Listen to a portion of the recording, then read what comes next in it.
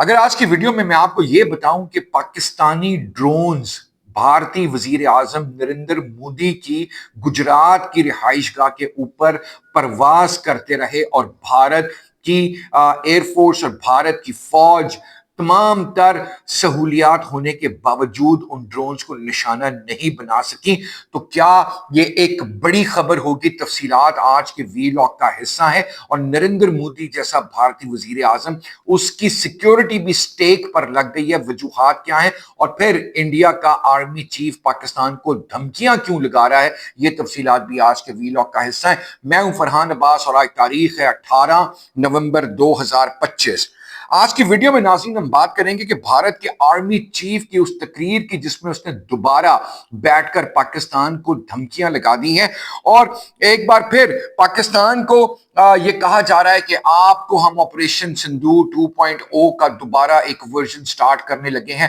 اور ہم اس ورژن میں پاکستان کو خدا نہ خواستہ بڑا شدید قسم کا نقصان پہنچانے کی کوشش کر رہے ہیں۔ تو کیا بھارتی آرمی چیف کی اتنی ہمت اور بھارت کی حکومت کی اتنی جرت ہے کہ وہ پاکستان کو اس طریقے سے دھمکی لگا سکے؟ یہ صرف اپنی عوام کو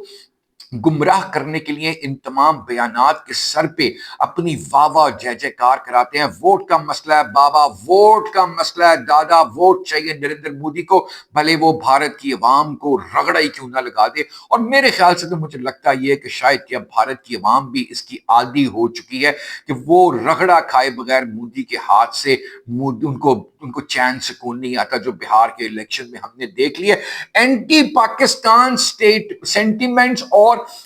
جو اینٹی مسلمان سینٹیمنٹ ہے، مودی کو اس کو کیش کرنا بڑے خوبصورت طریقے سے آتا ہے۔ اور مودی جو گجرات کا بچر ہے، جس نے مسلمانوں کا قتل عام کروایا تھا، یہ بھارت کی عوام، یہ ہندوتوا کے پیروکار آج بھی اس کو اپنا بھگوان مانتے ہیں۔ آپ کی مرضی، آپ اپنے ملک کو تباہی اور بربادی کی طرف لے جائیں، آپ دنیا کی سب سے بڑی جمہوریت ہونے کا دعویٰ کرتے ہیں، لیکن شاید کہ یہ تمام حقائق آپ کے سامنے جب آتے ہیں تو آپ کو شرمندگی ضرور ہوتی ہوگی۔ تو ناظرین، بھارت کی سیاسی اور عسکری قیادت پچھلے کچھ عرصے سے پاکستان کے خلاف مسلسل جارحانہ بیانات دے رہی ہے، اور وہ بیانات صرف اس لیے دے رہی ہے کیونکہ وہ ہزیمت جو 6 مئی سے لے کر 10 مئی تک بھارت کو اٹھانی پڑی تھی، جو اس کی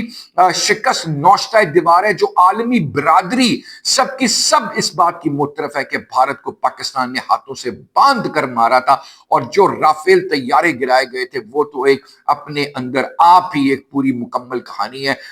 مجھے تو بار بار ریپیٹ کرتے ہوئے بڑی خوشی ہوتی ہے، لیکن شاید میرے بھارتی ویورز کو یہ سن کر زیادہ خوشی اب مزہ نہیں آتا ہوگا، لیکن بحیثیت پاکستانی جو میرے جذبات ہے وہ اس بات کی بھرپور تائید کرتے ہیں۔ یہ سلسلہ اس وقت تیز ہوتا ہے جب بھارتی میڈیا نے دعویٰ کیا کہ پاکستان کی جانب سے ڈرون سرگرمیاں بڑھ گئی ہیں۔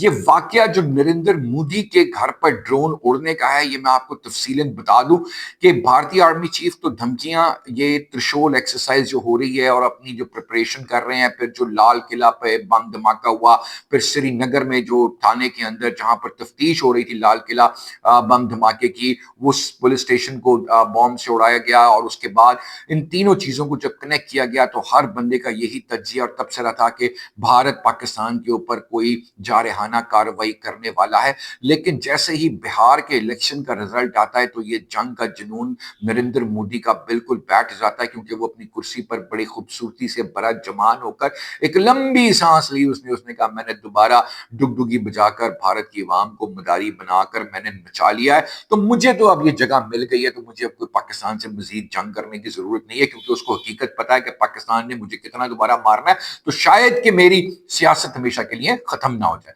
تو 6 اور 10 مئی کے درمیان جو پاکستان بھارت کی جنگ تھی، تو نریندر مودی کا جو گھر گجرات میں ہے اس کے اوپر ڈرونز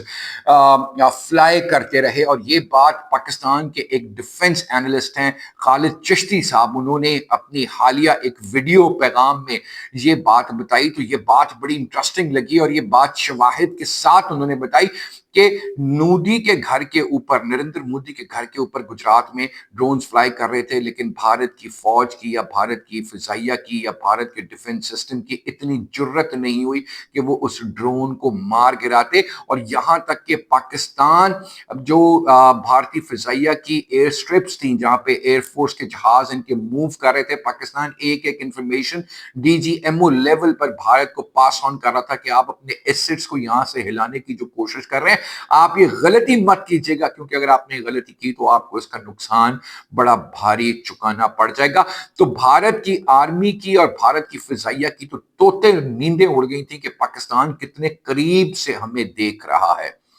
ये वो तमाम के तमाम शवाहिद हैं जिससे आप इनकार नहीं कर सकते। मैं आपको वीडियो के आखिर में, जहां भूपिंदर जो है आपके आर्मी चीफ, जो पाकिस्तान को गीदड़ भपकियां लगा रहे हैं हमला करने की, और ये बात आप मेरी लिख लीजिए, 100% आप नोट कर लें कि भारत अब पाकिस्तान के ऊपर हमला करने का गलती कभी सोचेगा भी नहीं, करेगा भी नहीं।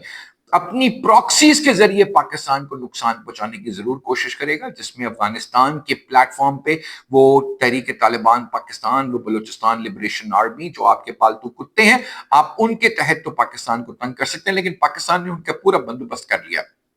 पाकिस्तान का पूरा बंदोबस्त है उनके लिए। अब पाकिस्तान उनको आगे पीछे हिलने नहीं दे रहे और बॉर्डर को सिक्योर कर लिया। तो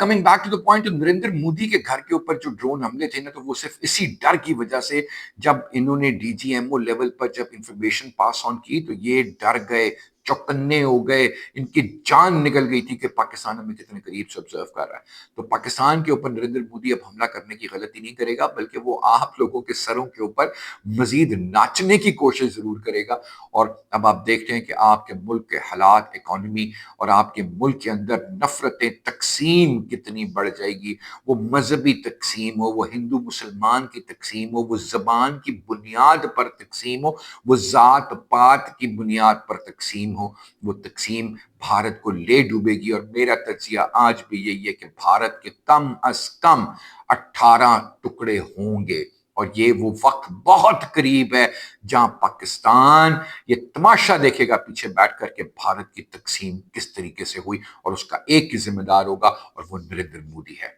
अब तक के वीलॉग के लिए इतना ही। अगले वीलॉग तक के लिए इजाजत। पाकिस्तान जिंदाबाद, पाकिस्तान पाइंदाबाद, पाक फौज जिंदाबाद, पाक फौज पाइंदाबाद।